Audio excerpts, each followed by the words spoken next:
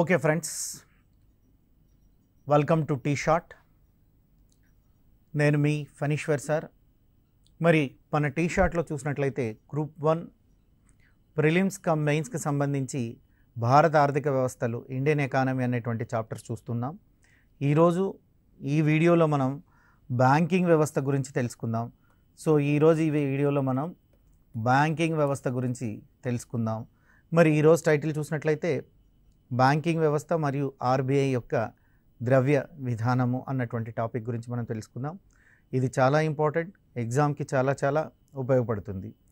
మరి బ్యాంక్ అనేటువంటి పదం ఎక్కడి నుంచి వచ్చిందయ్యా, ఏ భాషలో నుంచి వచ్చిందయ్యా అంటే ఇటలీ భాష నుంచి వచ్చింది. ఇటలీ పదము బ్యాంకో అనేటువంటి ఇటలీ పదం నుంచి, బ్యాంకో అన్నటువంటి ఇటలీ పదం నుంచి ఇది రావడం అన్నటువంటిది జరిగింది. సో మరి ఈ బ్యాంక్ అనేటువంటి పదం బ్యాంకో అనేటువంటి ఇటలీ నుంచి వచ్చింది. ఈ బ్యాంకో అనేటువంటి పదానికి అర్థం ఏంటయ్యా అంటే బెంచి, అంటే మన తెలుగు బల్ల అని ఎలా అయితే చెప్తున్నామో బల్ల అనేటువంటి దాని నుంచి వచ్చింది. అంటే బ్యాంకో అనేది ఒక ఇటలీ పదము. ఈ బ్యాంకో అనేటువంటి ఇటలీ పదంతోనే బ్యాంక్ అనేటువంటి పదం రావడం జరిగింది. మరి ఈ బ్యాంకో అనేటువంటి ఇటలీ పదానికి అర్థం ఏంటి అన్నటువంటి దాన్ని మనం చూసినట్లయితే, దీని అర్థం ఏంటి అన్నటువంటి దాన్ని చూసినట్లయితే బెంచ్ అని అర్థం వస్తుంది. మరి మానవుడు ఎన్నో నవకల్పనలను చేశాడు. నిప్పును కనుక్కున్నాడు, చక్రాన్ని కనుక్కున్నాడు, యంత్రాలన్నింటినీ కనుక్కున్నారు. మరి ఈ నవకల్పనలో భాగంగానే కేంద్ర బ్యాంకును కూడా కనుక్కున్నట్లుగా విల్ రోజర్స్ అనేటువంటి వారు వర్ణించారు. విల్ రోజర్స్ అనేటువంటి ఒక గొప్ప వ్యక్తి, ఆర్థికవేత్త. వారు బ్యాంకులను ఏ విధంగా వర్ణిస్తున్నారయ్యా అంటే, కేంద్ర బ్యాంక్ అనేటువంటి దాన్ని ఏ విధంగా వర్ణిస్తున్నారయ్యా అంటే నిప్పు, చక్రము మరియు నిప్పు చక్రం ఎట్లా మానవుడి యొక్క జీవితంలో నవకల్పనలో, అలా మూడవ నవకల్పనగా బ్యాంకుని వెల్ రోజర్స్ అనేటువంటి వారు వర్ణించడం అన్నటువంటిది జరిగింది. ఇక ప్రపంచంలోనే మొట్టమొదటి బ్యాంకును చూసినట్లయితే రిక్స్ బ్యాంక్ ఆఫ్ స్వీడన్ అంటున్నారు. మొట్టమొదటి బ్యాంక్ ఏదయ్యా అంటే రిక్స్ బ్యాంక్ ఆఫ్ స్వీడన్ అంటున్నారు. మరి ఈ రిక్స్ బ్యాంక్ ఆఫ్ స్వీడన్ ఎప్పుడు ఎస్టాబ్లిష్ చేయడం జరిగింది, ఎప్పుడు ఏర్పాటు చేశారంటే 1656వ సంవత్సరంలో దీన్ని ఏర్పాటు చేయడం అన్నటువంటిది జరిగింది. 1656వ సంవత్సరంలో రిస్క్ బ్యాంక్ ఆఫ్ స్వీడన్ అన్నటువంటి దాన్ని ఏర్పాటు చేశారు. ఇది ప్రపంచంలో మొట్టమొదటి కేంద్ర బ్యాంకు. ప్రపంచంలో మొట్టమొదటి కేంద్ర బ్యాంకుగా ఏ బ్యాంకును చెప్తారయ్యా అంటే రిక్స్ బ్యాంక్ ఆఫ్ స్వీడన్ అన్నటువంటి బ్యాంకును చెప్తారు. మరి ఇది 1656లో ఏర్పాటు చేసినప్పటికీ 1668 నుంచి మాత్రం పనిచేయడం మొదలుపెట్టింది. 1668 నుంచి పని చేస్తూనే ఉంది. పనిచేయడం అన్నటువంటి దాన్ని మొదలుపెట్టినట్లుగా మనం తెలియజేస్తున్నాం. ఇక్కడ చూసినట్లయితే ప్రపంచంలోనే మొట్టమొదటి కేంద్ర బ్యాంక్ ఏదైనా ఉంది అంటే అది Riksbank of Sweden. Riksbank of Sweden ఎప్పటి నుండి పనిచేస్తుంది? రిక్స్ బ్యాంక్ ఆఫ్ స్వీడన్ అంటే 1668 నుంచి పనిచేస్తుంది. మరి 1656లోనే ఏర్పడినప్పటికీ ఇది పనిచేయడం మాత్రం 1668 నుంచి పనిచేస్తుంది. ఇక రిక్స్ బ్యాంక్ ఆఫ్ స్వీడన్ అన్నటువంటి దాన్ని, ఈ రిక్స్ బ్యాంక్ ఆఫ్ స్వీడన్ ఏదైతే ఉందో ప్రపంచం మొత్తంగా ఈరోజు గొప్పగా చెప్పుకుంటున్నటువంటి నోబెల్ బహుమతి అన్నటువంటిది 69 నుంచి ఆర్థశాస్త్రంలో, అంటే అర్థశాస్త్రంలో ఎకనామిక్ నోబెల్ అన్నటువంటి దాన్ని ఇస్తున్నారు. ఈ ఎకనామిక్ నోబెల్ ఎవరు ఇస్తున్నారయ్యా అంటే రిక్స్ బ్యాంకే ఇస్తుంది. రిక్స్ బ్యాంక్ ఆఫ్ స్వీడన్ వాళ్ళే 1969వ సంవత్సరం నుంచి అర్థశాస్త్ర నోబెల్ బహుమతిని ప్రదానం చేస్తున్నారు. అనగా అర్థశాస్త్రంలో నోబెల్ బహుమతిని 1969లో ప్రవేశపెట్టినటువంటి వారు ఎవరయ్యా అంటే Riksbank of Sweden. Riksbank of Sweden అనేటువంటి వారే 1969లో అర్థశాస్త్రంలో నోబెల్ బహుమతిని ప్రవేశపెట్టడం జరిగింది. ఇక 1694లో చూసినట్లయితే, అంటే రిక్స్ బ్యాంక్ తర్వాత మనం చూసినట్లయితే ఆ రిక్స్ బ్యాంక్ అనేటువంటిది 1656లో ఏర్పడింది. అదే 1694లో బ్యాంక్ ఆఫ్ ఇంగ్లాండ్ అనేటువంటిది ఏర్పడిందండి. సో 1694లో బ్యాంక్ ఆఫ్ ఇంగ్లాండ్ అన్నటువంటిది ఏర్పడడం అన్నటువంటిది జరిగింది. సో కేంద్ర బ్యాంక్ యొక్క నిధులను వివరించడం వల్ల దీనిని ప్రపంచ కేంద్ర బ్యాంకులకు తల్లిగా పిలవడం అన్నటువంటిది జరుగుతుంది. అంటే ప్రపంచంలోని ఆల్ సెంట్రల్ బ్యాంక్స్కి మదర్ ఆఫ్ సెంట్రల్ బ్యాంక్స్ ఈ బ్యాంక్ ఆఫ్ ఇంగ్లాండ్. ఈ బ్యాంక్ ఆఫ్ ఇంగ్లాండ్ అన్నటువంటిది 16th సెంచరీలోనే అంటే 1694లోనే ఏర్పాటు చేయబడినటువంటి బ్యాంకు. అయితే కేంద్ర బ్యాంకు యొక్క విధులను నిధులను ఇది క్లియర్గా వివరించడం వలన దీనిని మనం ఏమంటున్నామయ్యా అంటే బ్యాంకులకు తల్లిలాగా భావిస్తున్నాము. So mother of all central banks, కేంద్ర బ్యాంకులకు తల్లిలాగా ఏ బ్యాంకుని భావిస్తున్నామయ్యా అంటే బ్యాంక్ ఆఫ్ ఇంగ్లాండ్ను భావించడం అన్నటువంటిది జరుగుతుంది. ఇక ఏ బ్యాంకులు ఎప్పుడెప్పుడు ఏర్పడినాయి అన్నటువంటిది చూసినట్లయితే 18th సెంచరీలో 1800 సంవత్సరం అంటే 1800 సంవత్సరంలో నెపోలియన్ బ్యాంక్ ఆఫ్ ప్లాన్స్ అన్నటువంటి నెపోలియన్ బ్యాంక్ ఆఫ్ ప్లాన్స్ అన్నటువంటి దాన్ని ఫ్రాన్స్లో ఏర్పాటు చేయడం అన్నటువంటిది జరిగింది. సో అదేవిధంగా చూసినట్లయితే 1814లో బ్యాంక్ ఆఫ్ నెదర్లాండ్స్ ఏర్పాటు చేయబడింది. సో బ్యాంక్ ఆఫ్ నెదర్లాండ్స్ ఏర్పాటు చేయబడింది. 1815లో బ్యాంక్ ఆఫ్ ఆస్ట్రియా, ఇది ఆస్ట్రియా బ్యాంక్ అండి. సో బ్యాంక్ ఆఫ్ ఇక్కడ మనం చూసినట్లయితే 1818లో డెన్మార్క్ జాతీయ బ్యాంక్ అన్నటువంటిది ఏర్పాటు చేయడం అన్నటువంటిది జరిగింది. డెన్మార్క్ జాతీయ బ్యాంక్ అన్నటువంటిది ఏర్పాటు చేశారు. 1850లో బెల్జియం నేషనల్ బ్యాంక్ ఏర్పాటైంది. 1856లో బ్యాంక్ ఆఫ్ స్పెయిన్ అనేటువంటిది ఏర్పాటు చేయబడింది. 1860లో రష్యా బ్యాంక్ ఏర్పాటు చేయింది. బ్యాంక్ ఆఫ్ రష్యా అన్నటువంటిది 1806లో ఏర్పాటు చేయబడింది. ఇక 1882లో బ్యాంక్ ఆఫ్ జపాన్ ఏర్పడింది. 1882లో బ్యాంక్ ఆఫ్ జపాన్ అన్నటువంటిది ఏర్పడింది. ఆసియా ఖండంలోనే మొదటి కేంద్ర బ్యాంక్ ఏదయ్యా అంటే ఆసియా ఖండంలోనే మొదటి కేంద్ర బ్యాంక్ ఏదయ్యా అంటే bank of Japan. Bank of జపాన్ని ఆసియా ఖండంలోనే మొదటి కేంద్ర బ్యాంకుగా మనం అభివర్ణిస్తున్నాం. ఇక 1893లో చూసినట్లయితే ఇటలీ సెంట్రల్ బ్యాంక్, 1893లో చూసినట్లయితే ఇటలీ సెంట్రల్ బ్యాంక్ అంటే ఇటలీలో ఒక సెంట్రల్ బ్యాంక్ ఏర్పడింది. 1907లో స్పేస్ నేషనల్ బ్యాంక్ అన్నటువంటిది స్పెయిన్లో ఏర్పడింది. ఇక 1913-14లో 1913-14లో federal reserve bank of America, federal reserve bank of USA అనేటువంటిది ఏర్పడింది. ఇది 12 కేంద్ర బ్యాంకులతో కలిపి ఏర్పడింది. ఇక 1934లో చూసినట్లయితే కెనడా సెంట్రల్ బ్యాంక్ ఏర్పడింది. 1935లో చూసినట్లయితే భారతదేశంలో ఆర్బీఐని ఏర్పాటు చేశారు. 1935లో చూసినట్లయితే భారతదేశంలో రిజర్వ్ బ్యాంక్ ఆఫ్ ఇండియాని ఏర్పాటు చేయడం అన్నటువంటిది జరిగింది. ఇండియాలో కేంద్ర బ్యాంకును రిజర్వ్ బ్యాంక్ అని పిలుస్తారు. ఇండియాలో కేంద్ర బ్యాంకును ఏమని పిలుస్తారయ్యా అంటే రిజర్వ్ బ్యాంక్ అని పిలుస్తారు. సో అదేవిధంగా ఇంగ్లాండ్లోని కేంద్ర బ్యాంకును ఆదర్శంగా తీసుకొని ఇంగ్లాండ్లో ఏదైతే ఉంటుందో ఇంగ్లాండ్లోని కేంద్ర బ్యాంకును ఆదర్శంగా తీసుకొని ఈ మన ఆర్బీఐ ఏర్పాటు చేయడం అన్నటువంటిది జరిగింది. అంటే మన ఆర్బీఐకి ఎవరు మాతృక, ఎవరు ఆదర్శం అంటే ఇంగ్లాండ్లోని కేంద్ర బ్యాంకు ఆదర్శం అండి. ఇంగ్లాండ్లోని కేంద్ర బ్యాంకును ఆదర్శంగా తీసుకొనే భారతదేశంలో RBI reserve bank of India అన్నటువంటిది ఏర్పాటు చేయబడింది. ఇకపోతే మనం రిజర్వ్ బ్యాంక్ ఆఫ్ ఇండియాకి సంబంధించిన అంశాల గురించి డిస్కస్ చేద్దాం. సో భారత రిజర్వ్ బ్యాంక్, దీన్ని ఆర్బీఐ అంటున్నారు.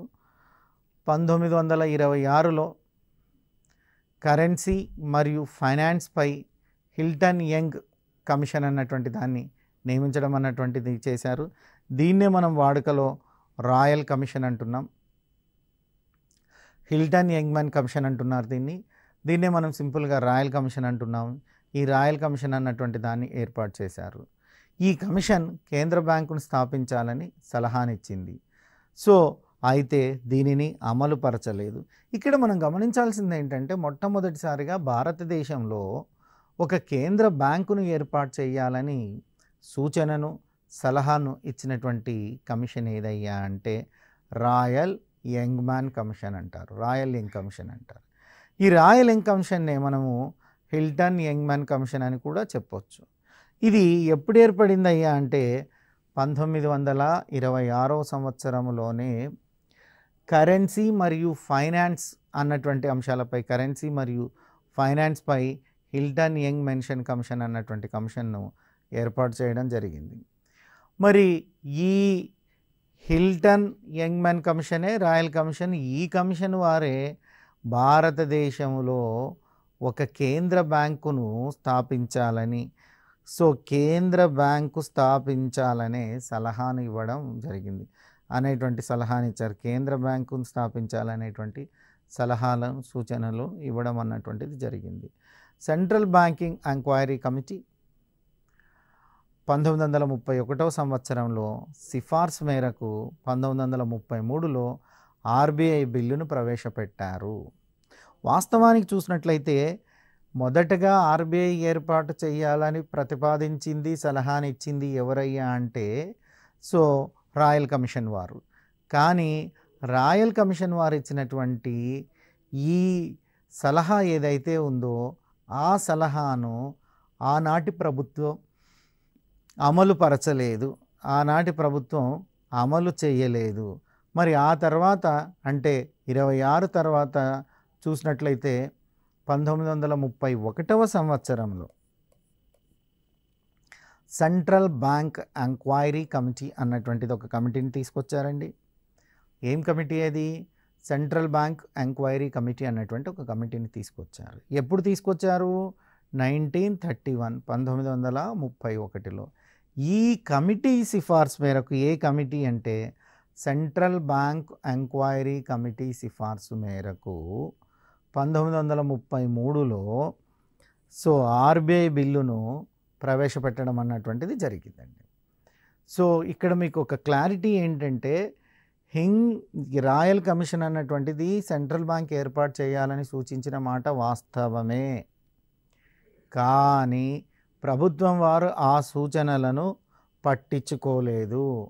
ఆ తర్వాత రాయల్ కమిషన్ ఏర్పాటు చేసిన 1926లో రాయల్ కమిషన్ ఏర్పాటు చేస్తే తర్వాత 1931లో సెంట్రల్ బ్యాంకింగ్ ఎంక్వైరీ కమిటీ అన్నటువంటి దాన్ని 31లో ఏర్పాటు చేయడం అంటూ జరిగింది.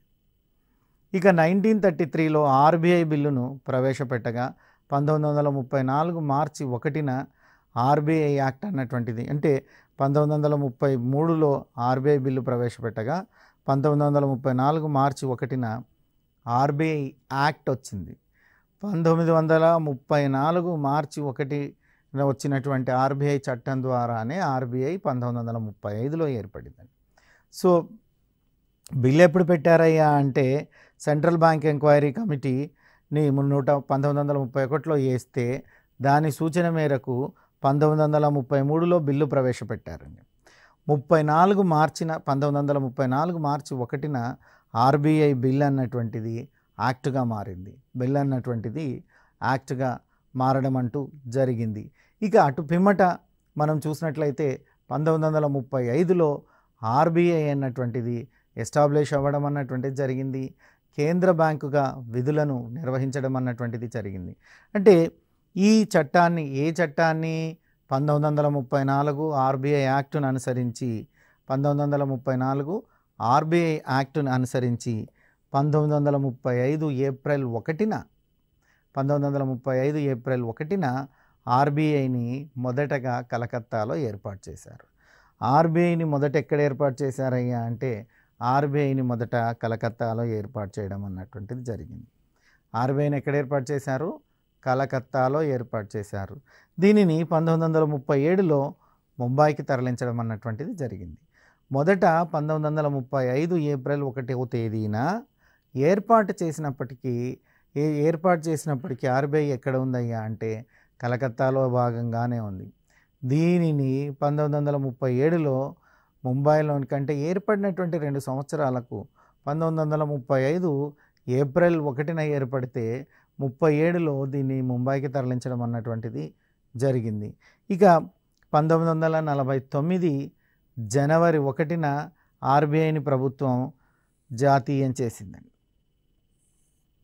సో ఆర్బీఐని ఎప్పుడు జాతీయం చేశారయ్యా అంటే 1949 జనవరి 1వ తేదీన కేంద్ర బ్యాంకుగా వ్యవహరిస్తున్నటువంటి రిజర్వ్ బ్యాంక్ ఆఫ్ ఇండియాను సో ప్రభుత్వం వారు జాతీయం చేయడం అన్నటువంటిది జరిగింది.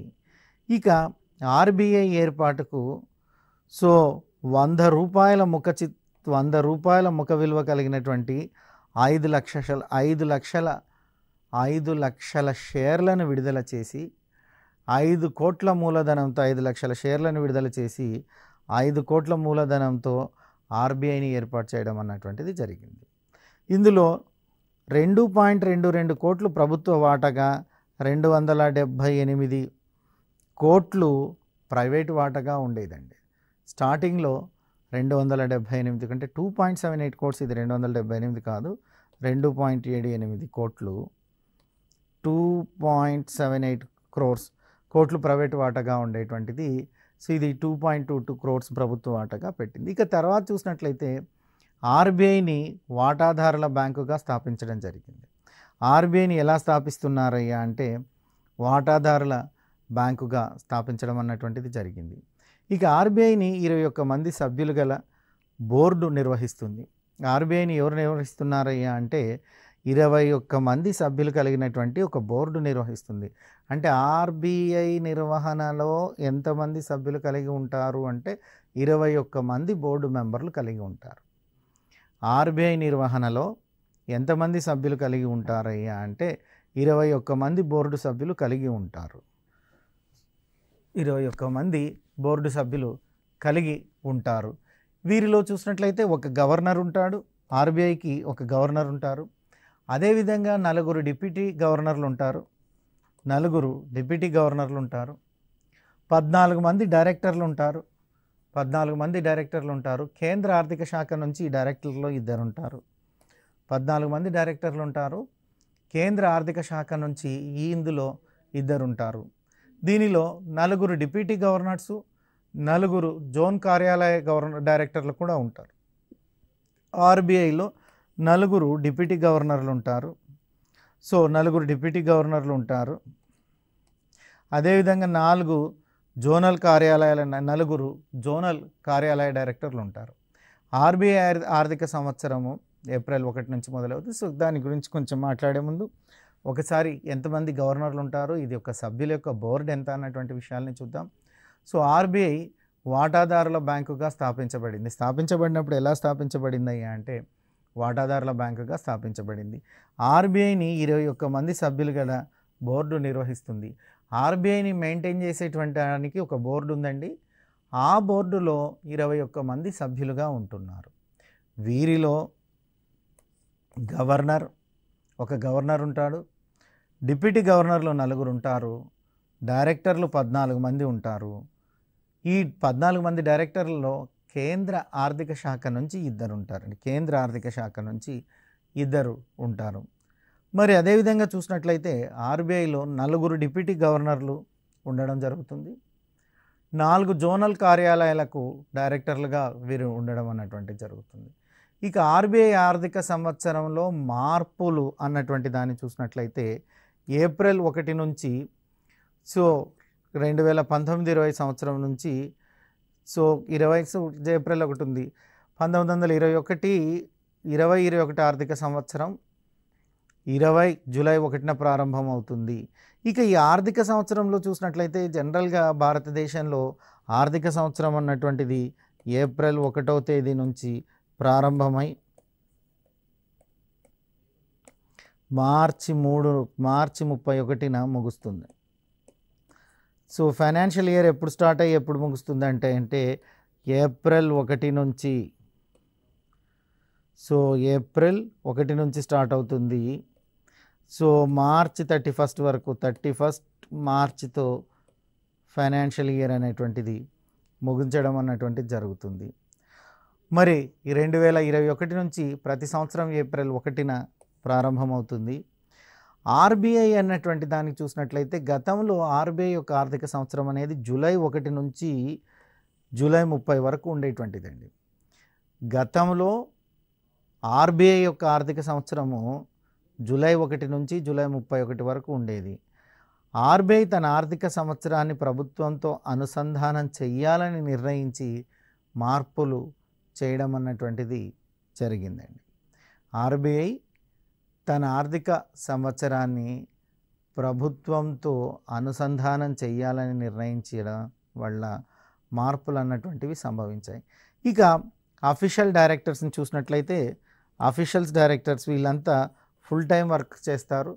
సో ఎంతమంది ఉన్నారు official directors full time workers అంటే, ఒక గవర్నర్ ఉంటాడు, ఆర్బీఐకి ఒక గవర్నర్ ఉంటారు, 4 డిప్యూటీ గవర్నర్లు ఉంటారు. ఎంతమంది ఆర్బీఐకి డిప్యూటీ గవర్నర్గా వ్యవహరిస్తారంటే 4. సో ఎంతమంది గవర్నర్గా వ్యవహరిస్తారంటే 1. డిప్యూటీ గవర్నర్గా 4 వ్యవహరించడం అన్నటువంటిది జరుగుతుంది. నాన్ అఫీషియల్ డైరెక్టర్స్ని చూసినట్లయితే నాన్ అఫీషియల్ డైరెక్టర్స్ ఎంతమంది ఉంటారంటే 10 మంది డైరెక్టర్స్ ఉంటారు. నాన్ అఫీషియల్ డైరెక్టర్స్ ఎంతమంది ఉంటే 10 మంది డైరెక్టర్స్ ఉంటారు. గవర్నమెంట్ ఆఫీసర్స్ ఇందులో 2 ఉంటారు. గవర్నమెంట్ ఆఫీసర్స్ ఇందులో 2 ఉంటారు. సో మరి అదర్ డైరెక్టర్స్ చూసినట్లయితే అదర్ డైరెక్టర్స్ 4 ఉంటారు. Each one from 4 local boards. So ప్రతి ఒక్కరు కూడా 4 ప్రాంతీయ కార్యాలయాల నుంచి వచ్చినటువంటి వారు ఉంటారు. వాళ్ళందరూ కూడా సో ఇతర డైరెక్టర్లుగా వ్యవహరించడం అన్నటువంటిది జరుగుతుంది. ఇక ఈ డైరెక్టర్ల విషయంలో చూసినట్లయితే డిప్యూటీ గవర్నర్స్ 4వ జోన్లో కార్యాలయాలను డైరెక్ట్గా ఉంటాడంటే 4 డిప్యూటీ గవర్నర్స్ 4 జోన్ కార్యాలయాలకు డైరెక్టర్లుగా వ్యవహరిస్తారు. 4 డిప్యూటీ గవర్నర్లు 4 జోనల్ కార్యాలయాలకు డైరెక్టర్లుగా వ్యవహరిస్తారు. ఇకపోతే ఆధునిక ఆర్థిక వ్యవస్థలో అన్నింటిలోనూ కేంద్ర బ్యాంకు క్రియాశీల పాత్ర నిర్వహిస్తుంది.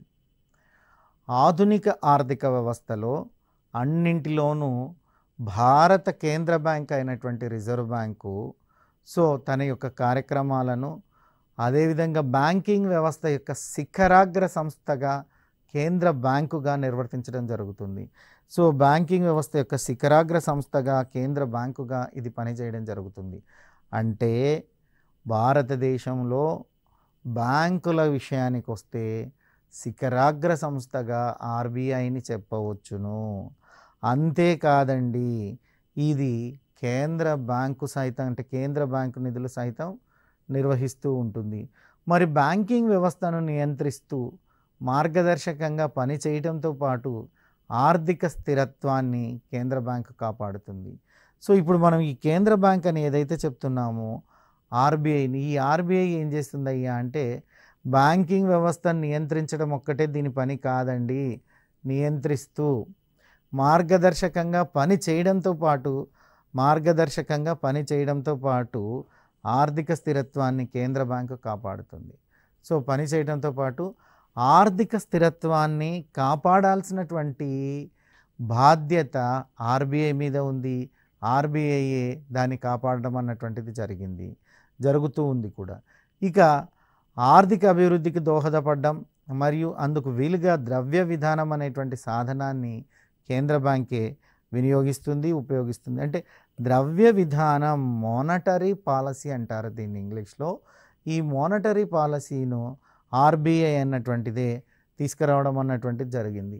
ఇక ఈ ఆర్బీఐకి ఉండేటువంటి జోనల్ కార్యాలయాలను చూసినట్లయితే కలకత్తా, చెన్నై, ఢిల్లీ, ముంబైలలో జోనల్ కార్యాలయాలు ఉన్నాయి.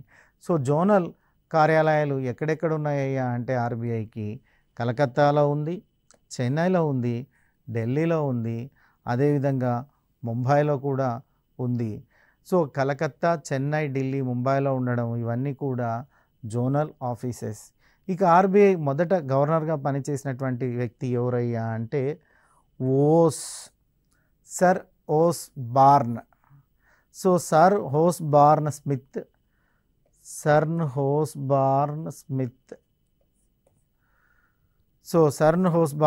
అనేటువంటి వారు 1935 నుంచి 37 వరకు ఉండేటువంటి మధ్యకాలంలో వారు బ్రిటిష్ ప్రభుత్వ హయాంలో ఆర్బీఐ గవర్నర్గా వ్యవహరించడం అన్నటువంటిది జరిగింది.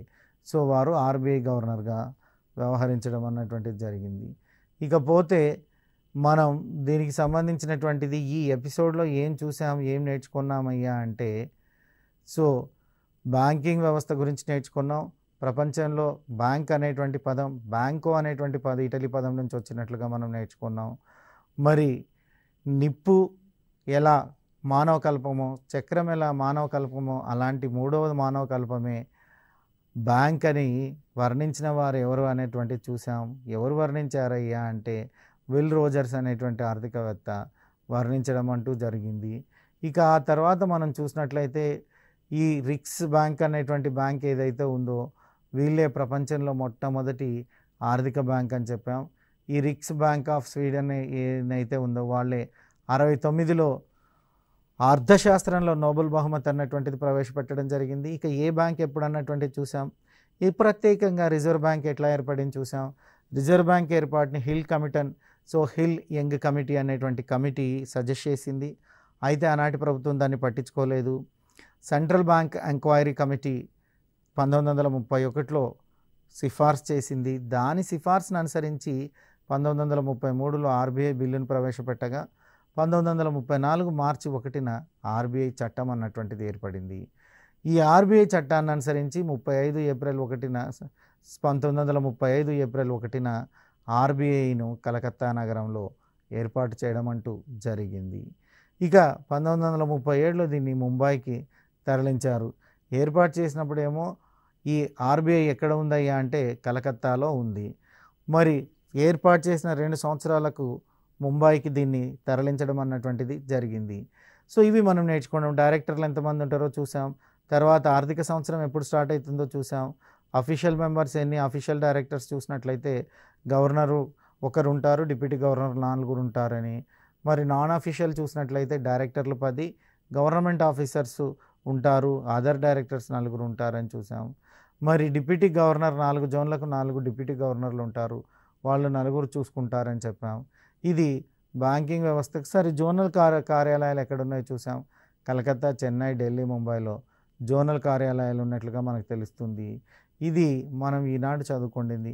ఇక నెక్స్ట్ ఎపిసోడ్లో మనం ఆర్బీఐ గవర్నర్గా పనిచేసినటువంటి టేలర్ గురించి, వీళ్ళు ఎవరెవరో ఉన్నారు, రెండవ గవర్నర్ ఎవరున్నారు, వీళ్ళ గురించి మనం తెలుసుకోవాల్సినటువంటి అవసరం ఉంది.